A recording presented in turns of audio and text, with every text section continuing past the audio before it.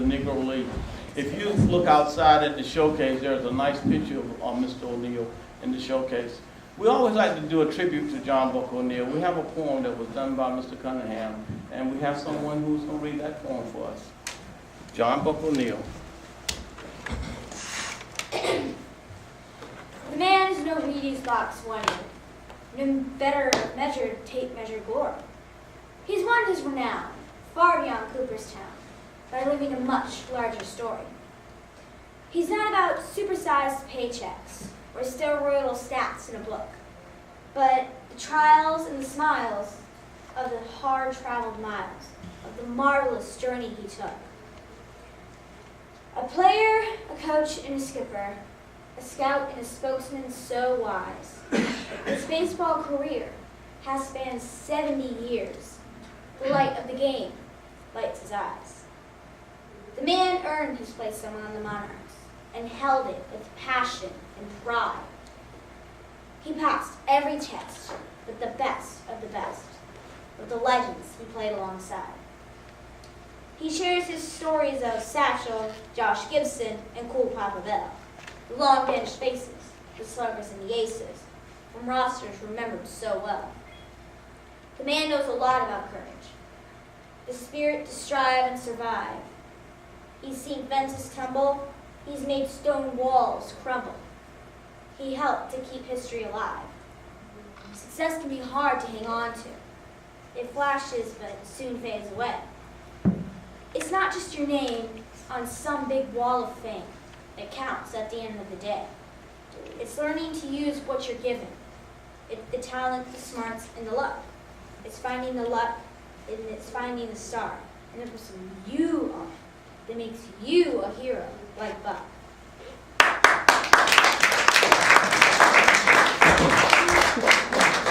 Thank you, Buck O'Neal.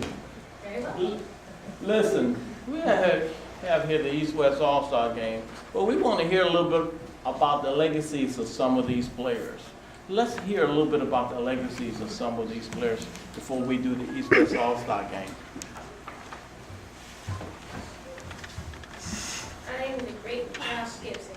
Because After I graduated from high school, I became a back catcher and a power hitter in the Negro Leagues. My Hall of Fame plaque says I blasted with 800 home runs. Josh, show this audience your muscles of steel. Did you really hit a ball so hard it came on the next day? I sure did. One time I hit a ball that hit that one.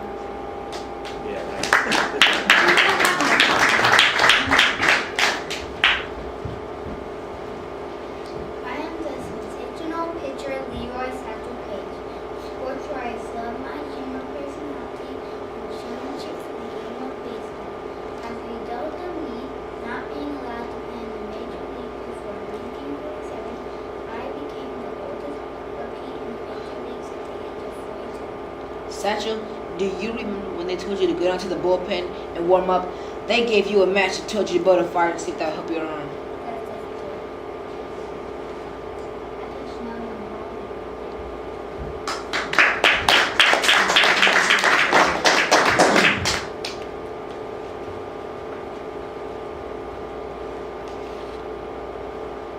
I am the brilliant Walter Buck Leonard, born in Rocky Mount, North Carolina.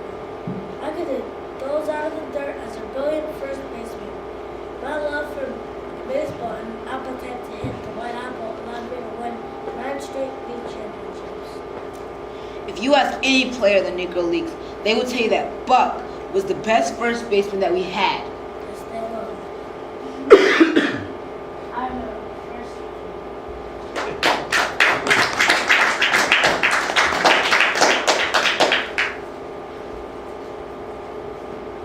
I am the famous Jackie Robinson. I went to college and played football and baseball at UCLA.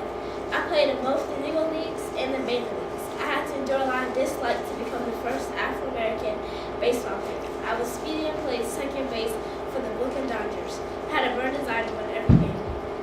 Jackie, you and Buck played on the all-star team in Venezuela. Is that true? Man, you went the extra mile and opened doors for one and all to play in the Major Leagues. Understood.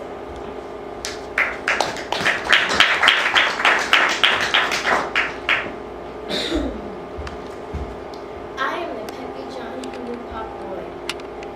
I am the top shortstop in the Negro Leagues. I could hit a baseball with power and a high batting average. I seem to play with a championship team. Once I finished playing shortstop and third base in the Negro Leagues, I worked as an elementary school custodian.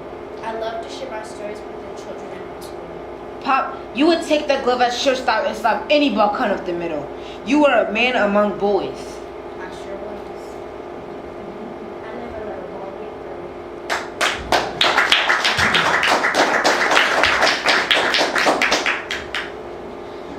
I am the famous Judy Johnson. My teammates said that I was the smartest third baseman that they ever played with.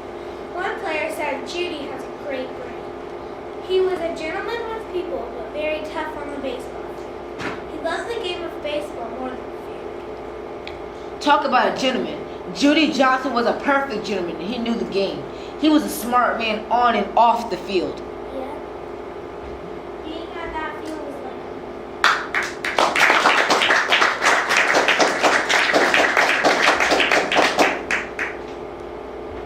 I am Larry Doby.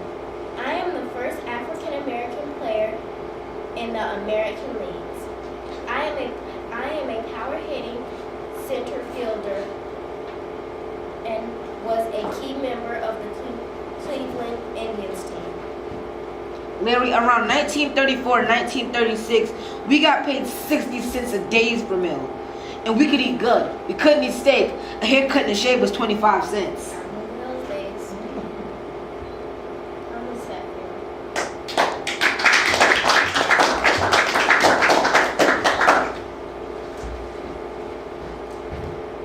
I'm called Papa Bill. Not to brag, I have been described as being so fast as speed that when I cut and light switch off, I could be in the bed before the light went on. I'm known as the Jimmy on and off the baseball field. I won 3 batting titles in the Negro Leagues while playing downfield. Cool Papa would run out from underneath his baseball cap while chasing a ball down. If he hit a ground ball and it bounced twice, you could prevent throwing Papa out. He was safe. I let some plastic fish.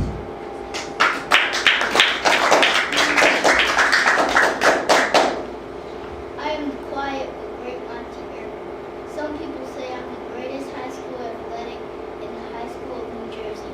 I'm the pioneer in the illustration of Major League Baseball. I played in the outfield with the great Blue Jays. Monty, do you remember we could buy an overcoat and a pair of Tom McCain shoes for just $15 or $20? Yes, don't be cheap, Daddy. I played there every day.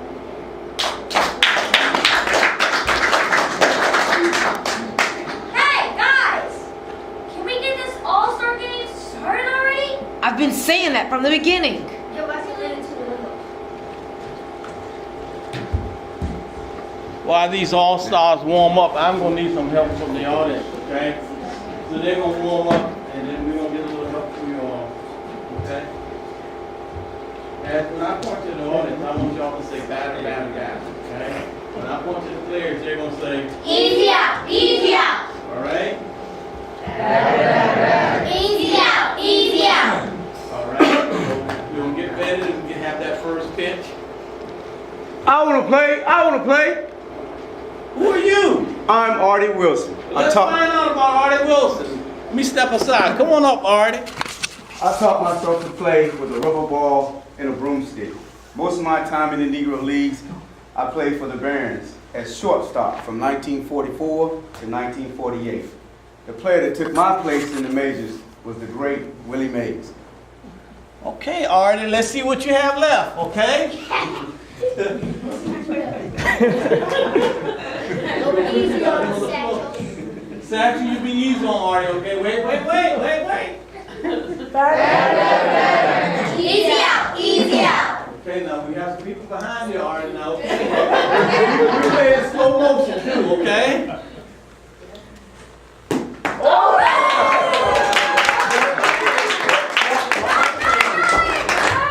I think you should be at least on third base on that, don't you think? Hey, go, you stay right here. You stay right now we have Artie that's on second base, but we gotta go find a Say Hey Kid. Where you gonna find the Say Hey Kid from? Oh, look here, we have the Say Hey Kid.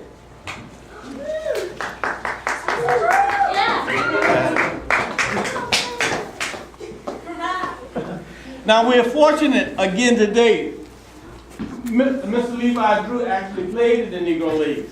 So he came back today to be a part of our program.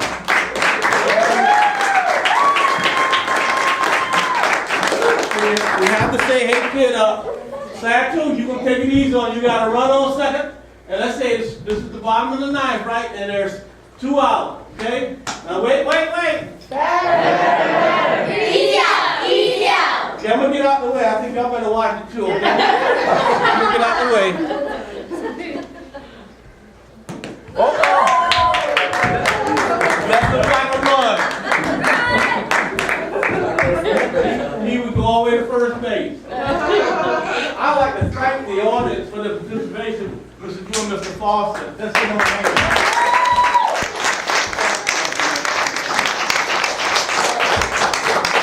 They played the All-Star game from 1933 to 1955. And it was a big economic boost in Chicago during that time as well. They played in Comiskey Park. So that was one of the events that took place. At this time, we have a little bit of information that's going to be shared from Pop Lloyd in regards to a statement that was made by Mr. Kurt Flood. Mr. Lloyd? The late Kurt Flood said, when Jackie Robinson first started playing, everyone was surprised at his antics. He stole second base. He stole third. Jackie Robinson stole home. It was something unheard of Jackie Robinson dancing off faces and saying things. That style of baseball came from the old Negro Leagues. That is the way they played. Now you add to the hit and run. The sacrifice, the stolen base, that's the style Jackie Robinson brought. Jackie Robinson and Larry Doby and George Crowe and Monty Irvin and these guys raised the level of competition, and they did it with style, including Say Hey Kid. And the Say Hey Kid did do that. In closing, I share with you, and I share this with the students, says that you have to have a lot of little boy in you to play baseball for a living by Roy Campanella. Meaning that you really have to enjoy it. You gotta hone your skills as well. So it's something that you gotta really enjoy doing, just like anything else that you do in life. Secondly, I say, as you climb, you too shall lift. Irregardless of how prominent you get in life, how wealthy, whatever situation that you're in, make sure that you do everything you can to lift someone else up. And I share that with the students because I don't care how wealthy you get or whatever your situation, go back and help someone else. And closing here, I say you can't buy anything from a store with hurt feelings. And I say this to the students, even the students that's in the audience. When your parents are telling you something for your good, they're telling you for your good. It may hurt your feelings. Get over it and listen to what they're saying. For the few that's in here, I see one of my ball players and I see the ones here. Anytime your parents are telling you something, they're telling you for your good. So when I say you can't buy anything from a store for hurt feelings, you learn to get over it, okay? I'm going to ask that all our fans or our guests, if you take a few minutes to visit right next door to Lin Lin Studio, there's a little mini museum that's set up for you to actually enjoy. Mr. Lin Lin did our background for us, so if you take a few minutes and go right next door and enjoy some of the memorabilia that's in his gallery, I would appreciate it. That would be nice of you. Now, at this time, I'm going to have the cast to introduce themselves. My name is Jonte Collins. I play Andrew Root Foster. Speak up now. My name is Alicia McCallum, and I play John Henry Pop Lloyd. I'm Nakaya Collins, and I play Jackie Robinson. I'm Emily Weeks and I play Judy Johnson. I'm Isaiah Farron and I play Satchel Paige. I'm Kyrie Jackson and I play Josh Gibbs. I'm Adrian Fino, and I play Buck Warner. I'm Cameron Bonner and I play Cole Papa Bill. I'm Sarah J. Myers, and I play John Buck O'Neill. I'm Tresenia Foster, and I play Monty Irvin. Thank you all.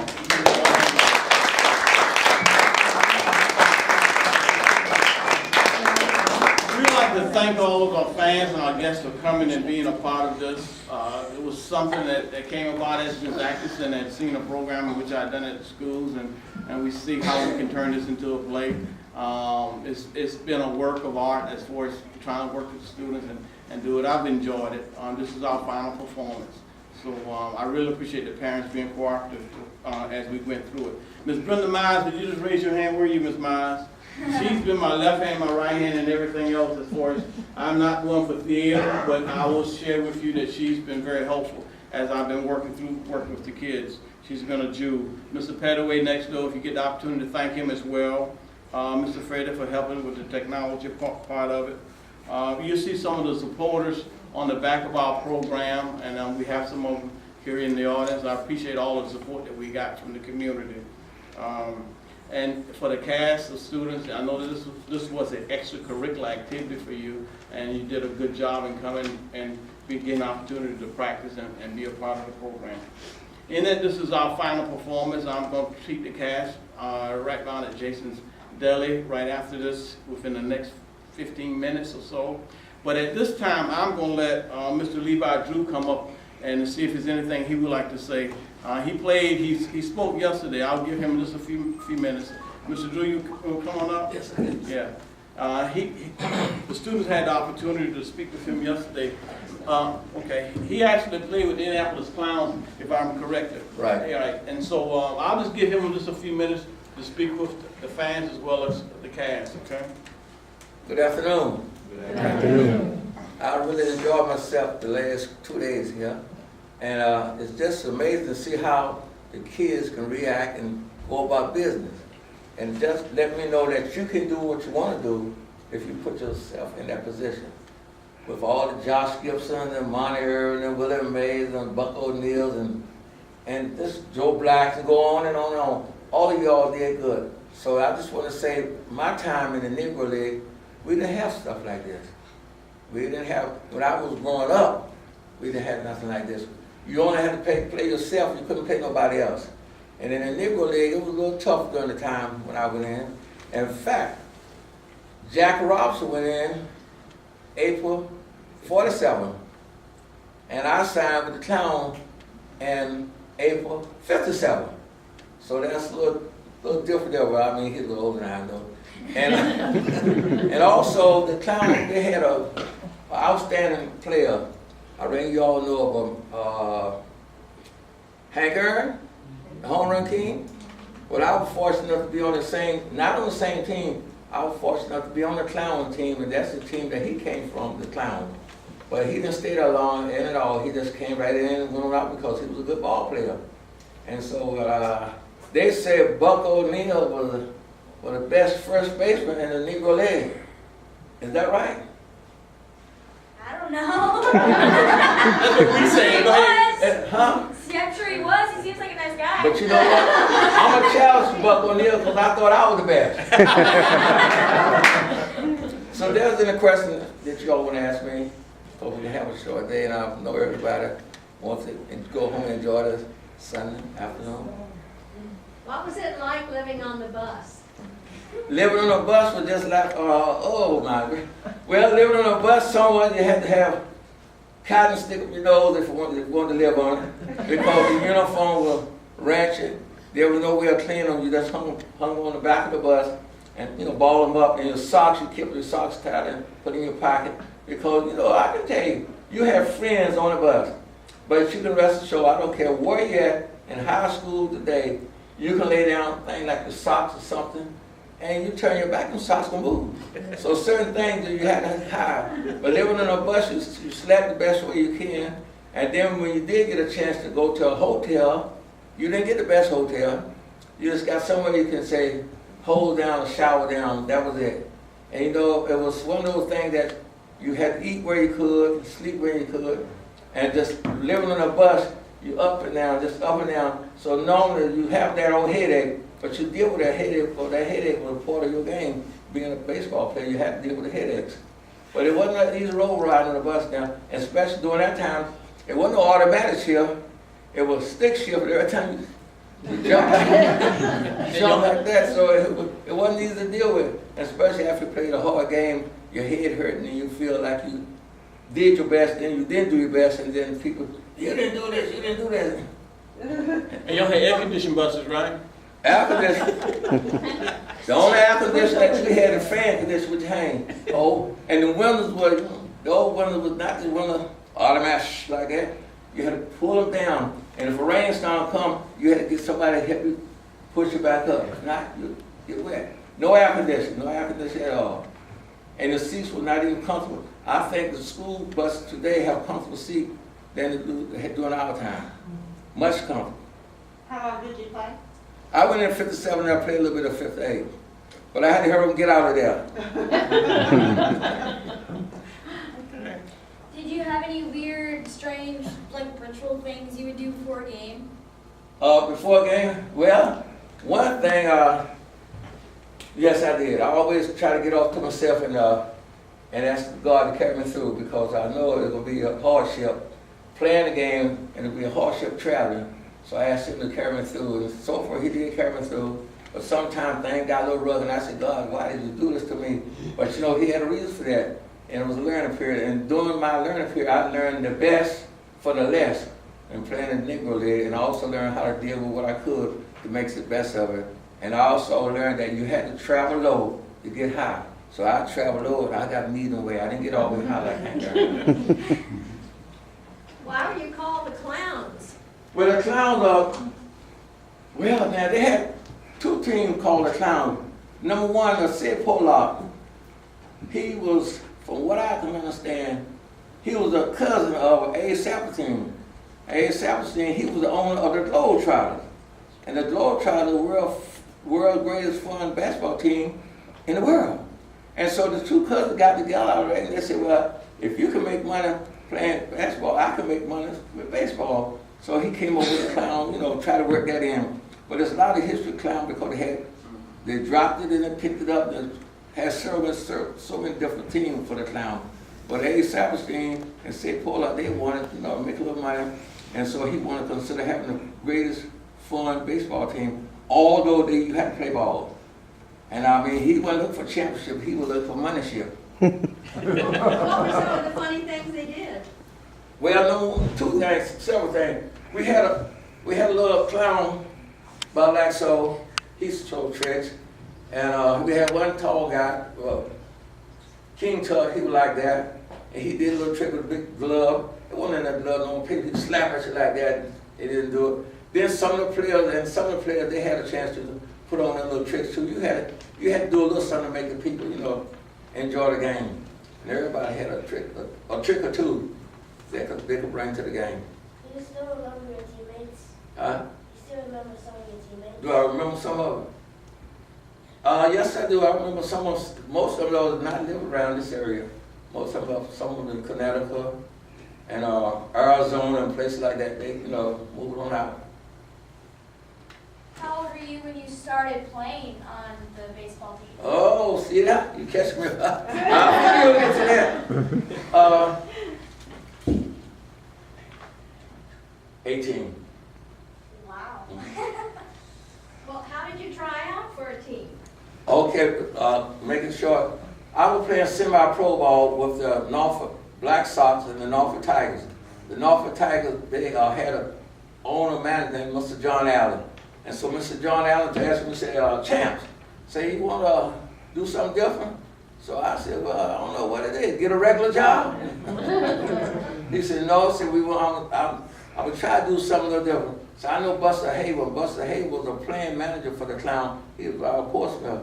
So then I don't know what he talked with Buster or not, but he talked with the ownership with the M&M Clown down Tampa, Florida.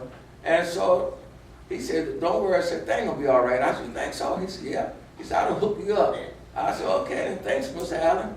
And so I got a letter. And they sent me a contract and a letter and a bus ticket. And that contract was a one-way, that bus ticket was a one-way. And that means if I got a one-way ticket, I'm gonna make that team because the only way I go back, I gotta call my mom and dad. Because my dad was dead. So let me tell y'all this little quick joke and then I'm gonna take my seat. I got my ticket to go to report to camp. I said, no, I can't go. I said, I can't go because I was in love with my girlfriend. She's my wife now. And so I wrote him back and told him that I had a traffic violation and I had ran the red light and I had to meet court and I wanted to be able to come down on time. He wrote me, I got the letter down, but I didn't bring it with me. 50-some years ago, I still had the letter. He wrote me a letter and said, dear Levi, I said, an argument is yours, said, I haven't received your signed contract, but I did receive your letter saying you won't be able to report to camp. And say, well, and that's he's saying you could give this to your dad and have your father to go down to the police station and show them the ticket and show them the traffic violation and also show them your contract and I'm sure they will let you go. And so I thought about that. I said, now I done did something I don't want you kids to do. You know what I did? I told something wrong. My daddy died when I was 12 years old. So I ain't had no daddy to pay no ticket. And so I finally went on down and made the team, and the team was Sneed. He was a good manager. He was the type of guy that you had to play the game, and he wants you to play your heart out because, you know, in that particular time, money was real scarce, and if you can bring some money into the owners and the team, you could do pretty good. And so that's how I got down to the Indianapolis Lounge. What was the salary like? Last one. This last one, good. What was the salary? You saw, okay, milk was what, 12 cents, this, that? I thought we were millionaires. My salary was $125 a month, but I had to take $2 off that for eating. So that wasn't too bad. That was good money. Let's thank Mr. Drew.